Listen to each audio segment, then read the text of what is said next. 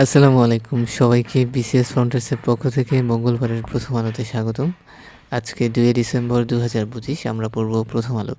তো আপনারা দেখছেন যে ডিসেম্বর হচ্ছে বিজয়ের মাস এবং বিজয় দিবস উপলক্ষে কিন্তু একটি করে কলাম থাকছে প্রতিদিন। এবং আজকে যেটি এসেছে যে ফসল ফলাতে কৃষক যেমন ক্ষেত তৈরি করেন, পরিচর্যা করেন, শেষে শস্যদানা ঘরে নিয়ে যান, তেমনি বাংলাদেশের মানুষ দীর্ঘ রাজনৈতিক সংগ্রাম করেছেন, তারপর স্বাধীনতার ঘোষণা এসেছে, রক্তক্ষয়ী যুদ্ধ হয়েছে এবং আমরা বিজয় লাভ করেছি। তো সামনে কিন্তু বিসিএস প্রিলিমিনারি পরীক্ষা এবং সেটি ৩০শে জানুয়ারি হবে এবং এই পরীক্ষার প্রশ্ন যদি ডিসেম্বরও হয়ে থাকে তবে আপনারা বিজয় দিবস সম্পর্কিত একটা প্রশ্ন পাবেন। এখানে একটি বিষয় আছে, দেখেন এখানে মইদুল হাসান একটি বই লিখেছেন যেটি হচ্ছে মূলধারা ৭১। এই বইটি হচ্ছে আপনারা নামটা মনে রাখতে পারেন যে মূলধারা ৭১-এর লেখক হচ্ছে মইদুল হাসান। তো এই ছিল প্রথম পাতার খবর। আরও একটি গুরুত্বপূর্ণ বিষয় আছে, সেটি হচ্ছে আমাদের পার্বত্য যে শান্তি চুক্তি সেটি হচ্ছে সই হয়েছিল ১৯৯৭ সালের ২ ডিসেম্বর এবং ভূমি বিরোধ নিষ্পত্তি সহ চুক্তির মূল বিষয় এখনও বাস্তবায়নে অগ্রগতি নেই। তার মানে হচ্ছে চুক্তি হয়েছে ঠিকই, কিন্তু সেটি বাস্তবায়নে এখনও জটিলতা থাকছে এবং এই বিষয়গুলো নিয়ে হচ্ছে দৃষ্টি আকর্ষণের চেষ্টা করা হয়েছে। তো এই ছিল আমাদের প্রথম পাতার খবর। আপনারা দেখছেন যে গতকালকে যুগপৎ আন্দোলনে থাকা জামায়াত ইসলামী এবং ৮ দল সমাবেশ করেছে এবং তারা বলছেন ক্ষমতায় না গিয়েও অনেকেই ক্ষমতার দাপট দেখাচ্ছেন। তো প্রতিদিনের মতো আপনাদের জন্য আমি আজকেও কিছু তথ্য রেখেছি। আপনারা দেখতে পাচ্ছেন যে এখানে একটি উপন্যাস এসেছে যার নাম হচ্ছে করের বাইরে এবং এই উপন্যাসটি লিখেছেন আমাদের রবীন্দ্রনাথ ঠাকুর। আর এটির বিশেষত্ব হচ্ছে এটি চলিত ভাষায় লেখা প্রথম উপন্যাস, যেটি সবুজপত্র পত্রিকা ১৯১৫ সালে ধারাবাহিকভাবে প্রকাশিত হয় এবং চরিত্রগুলো মনে রাখতে পারেন নিখিলেশ, বিমলা এবং সন্দীপ। আর এটি স্বদেশী আন্দোলনকে কেন্দ্র করে প্রধান চরিত্রদের জীবন পরিবর্তন নিয়ে এই উপন্যাসটি হচ্ছে লেখা হয়েছিল। তো আমরা হচ্ছে আমাদের আজকের অভিমত বিশ্লেষণ কলামে চলে এসেছে। আপনারা দেখতে পাচ্ছেন যে একটি বিষয় এসেছে যে বাংলাদেশের সামনে সুযোগ এসেছে গণতান্ত্রিক ভিত্তির ওপর তার নিরাপত্তা খাতকে নতুন করে গড়ে তোলার। গভীর কাঠামোগত অন্তর্ভুক্তিমূলক সংস্কার ছাড়া বাংলাদেশের সেই গণতান্ত্রিক ভবিষ্যৎ অর্জন করতে পারবে না, যে কারণে হচ্ছে এখন জাতীয়ত নিরাপত্তা কৌশল অর্জন করা হচ্ছে জরুরি। তো আনোয়ারুজ্জামান বলছে যে আমাদের কিছু বিশেষ সমস্যা আছে, যেমন আমাদের রাজনীতিকরণ একটি বড় সমস্যা, তারপরে আমাদের সশস্ত্র বাহিনীর সাথে যে গণমাধ্যমগুলো আছে তাদের নিবিড় সম্পর্ক এখনও গড়ে ওঠেনি, যেটি আমাদের প্রতিবন্ধকতার একটি গুরুত্বপূর্ণ কারণ। তারপর হচ্ছে আরেকটি বিষয় বলার চেষ্টা করা হয়েছে যে বিশ্বের নিরাপত্তার মান কেবল সেনাবাহিনীর শক্তি বা পুলিশের উপস্থিতি নির্ধারিত হয় না, বরং প্রতিষ্ঠানগুলো কতটা দক্ষ, স্বচ্ছ, জনগণের প্রতি কতটা জবাবদিহিমূলক তার উপর হচ্ছে নির্ভর করে। তো আমাদের যে সশস্ত্র বাহিনী আছে তাকে কিন্তু রাজনৈতিক উদ্দেশ্যে অনেকেই ব্যবহার করেছে, এই অভিযোগ হচ্ছে দীর্ঘদিনের এবং এই জায়গাতে আমাদের কাজ করতে হবে। এবং আরও একটি সংকটের কথা বলছে যে নারীরা আমাদের যে সশস্ত্র বাহিনীগুলোতে খুব ভালোভাবে সুযোগ হচ্ছে না, তো তাদের সুযোগ সৃষ্টি করা এখন জরুরি। তো প্রকৃত গণতন্ত্রের জন্য জবাবদিহিমূলক পুলিশিং, স্বচ্ছ প্রতিরক্ষা ব্যবস্থা, দায়িত্বশীল গোয়েন্দা সংস্থা আমাদের গড়ে তুলতে হবে এবং এর জন্য হচ্ছে নিরাপত্তা খাতের সংস্কারের কোনো বিকল্প নেই। তো আপনাদের জন্য আজকে আমি নভেম্বরের কারেন্ট অ্যাফেয়ার্স থেকে কিছু প্রশ্ন নিয়ে এসেছি। আপনারা দেখেন এখানে জুলাই জাতীয় সনদ সংবিধান সংস্কার বাস্তবায়ন আদেশ জারি করা হচ্ছে ১৩ নভেম্বর ২০২৫। আর গণপ্রতিনিধিত্ব যে আদেশ এটি কবে জারি করা হয় একটু কমেন্ট সেকশনে জানান। জাতীয় মানবাধিকার কমিশন হচ্ছে একটি স্বাধীন সংস্থা এবং ২৩ নভেম্বর ২০২৫ পর্যন্ত দেশে নিবন্ধিত রাজনৈতিক দলের সংখ্যা হচ্ছে ৫৬টি এবং বাংলাদেশে ভৌগোলিক নির্দেশক পণ্য আছে ৬২টি। আর সর্বশেষ যেটি হচ্ছে কালীগঞ্জের তোয়ালে এবং বাংলাদেশে এখন স্থলবন্দর বলছে যে ২১টি।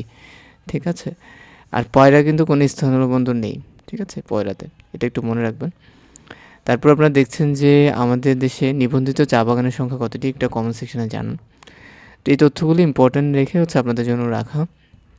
তো যারা যারা ভিডিওগুলো দেখছেন একটু কাইন্ডলি হচ্ছে লাইক করে দেবেন।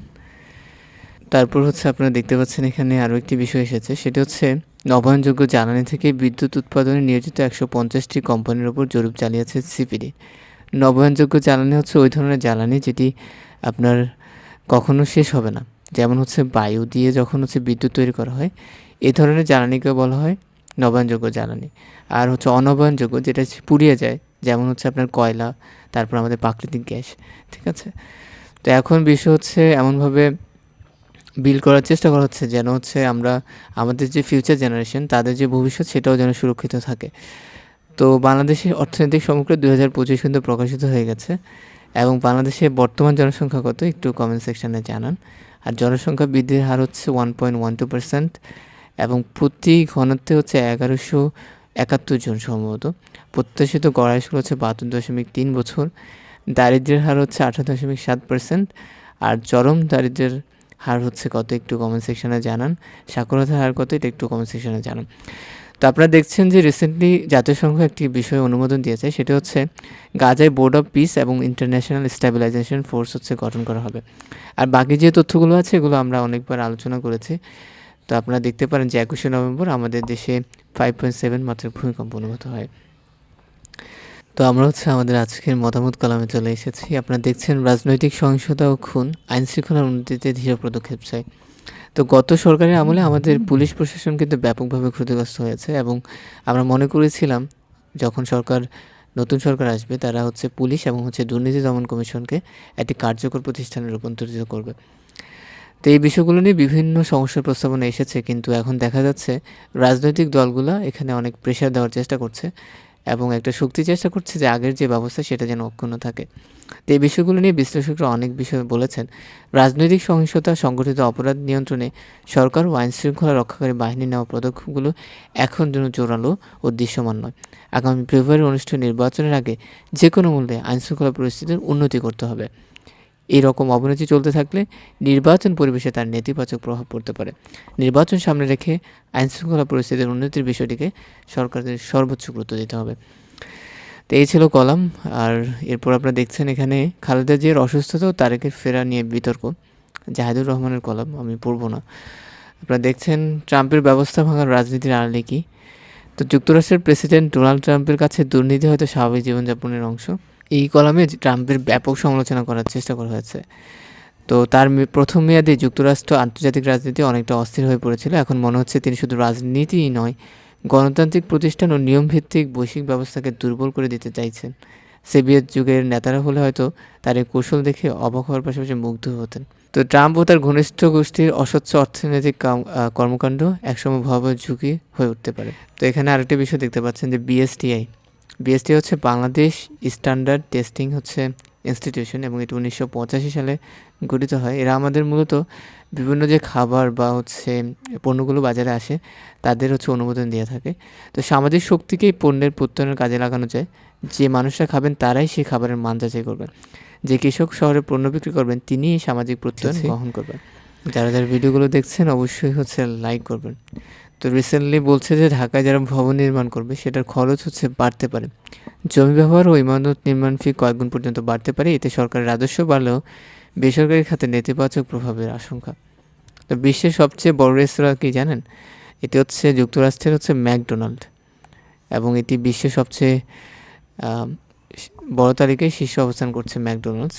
আমি একটি কলাম পড়তে চাই। যুদ্ধের সংঘাতে বিশ্বজুড়ে অস্ত্রের বাজার রমরমা এবং যুক্তরাষ্ট্রই সবচেয়ে বেশি পরিমাণ অস্ত্র রপ্তানি করে থাকে এবং দ্বিতীয় অবস্থানে আছে ফ্রান্স, আর তৃতীয়ত রাশিয়া এবং চতুর্থ চীন।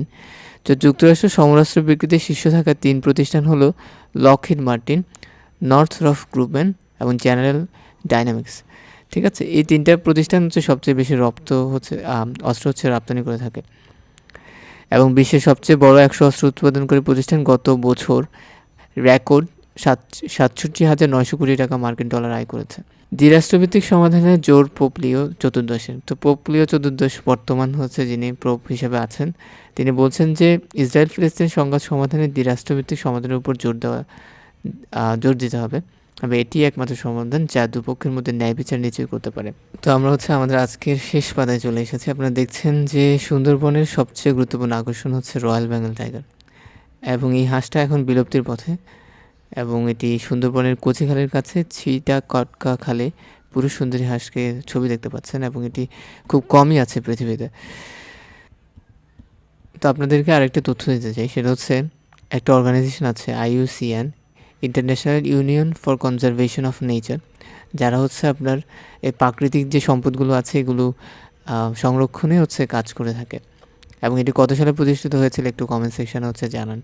ঠিক আছে, তো এই ছিল আমাদের তথ্য। দেখা হচ্ছে পরে কোনো ভিডিওতে। সবাই ভালো থাকবেন, সুস্থ থাকবেন। আসসালামু আলাইকুম।